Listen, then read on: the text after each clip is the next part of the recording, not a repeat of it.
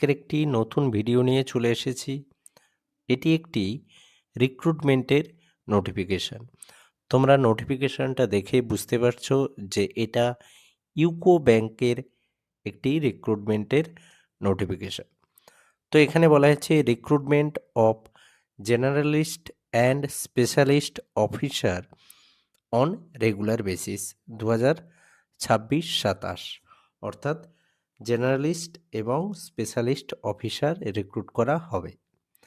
তো এখানে বলা হয়েছে online registration of application and payment fees from 13/1/2026 to 2/2/2026, অর্থাৎ 13 তারিখ থেকে ফর্ম ফিল আপ কিন্তু শুরু হয়ে গেছে এবং ফর্ম ফিল আপ এবং পেমেন্ট জমা দেওয়ার যেটা ফিস যেটা জমা দেওয়া সেই জমা দেওয়ার যে লাস্ট ডেট সেটা হচ্ছে ফেব্রুয়ারির 2 তারিখ পর্যন্ত ফিস জমা দেওয়া এবং অ্যাপ্লিকেশান করতে পারবে।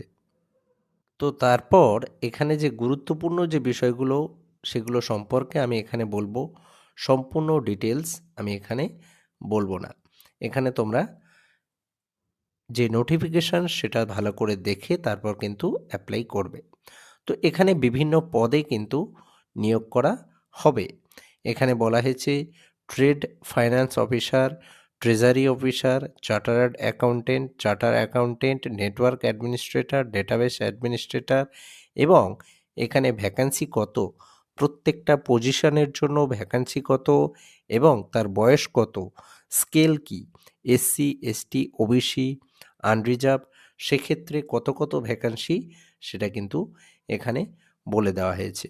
তো এখানে বেশ ভালোই ভ্যাকান্সি আছে। টোটাল ভ্যাকান্সি হচ্ছে 173টা ভ্যাকান্সি।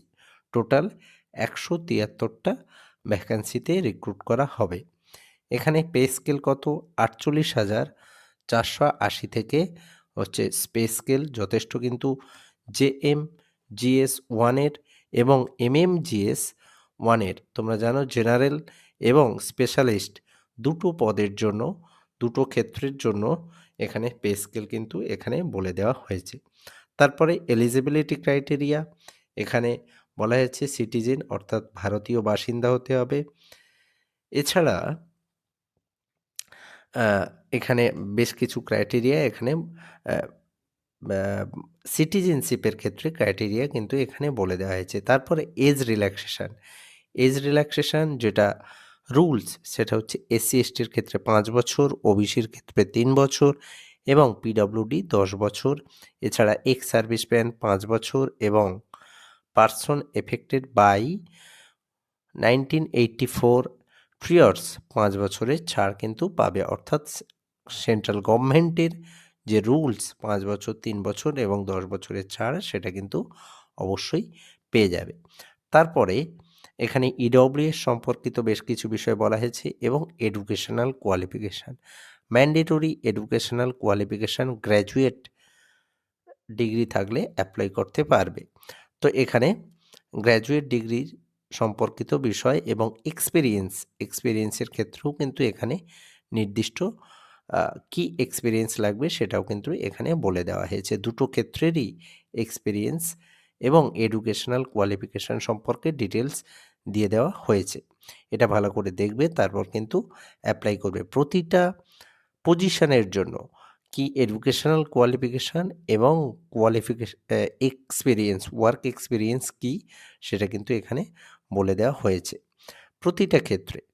তারপরে এখানে যে গুরুত্বপূর্ণ বিষয় সেটা হলো কি না, অ্যাপ্লিকেশান ফিস 175 টাকা ফর এসসি এসটি পিডব্লিউবিডি এবং 800 টাকা হচ্ছে ফর অল আদার্স ক্যান্ডিডেট, অর্থাৎ এসসি এসটি পিডব্লিউডি ক্যান্ডিডেট ছাড়া বাকি সবার জন্য 800 টাকা জিএসটি সহ 800 টাকা হচ্ছে পেমেন্ট করতে হবে। মোড অফ সিলেকশন কীভাবে সিলেকশন হবে সেটাও কিন্তু এখানে বলে দেওয়া হয়েছে।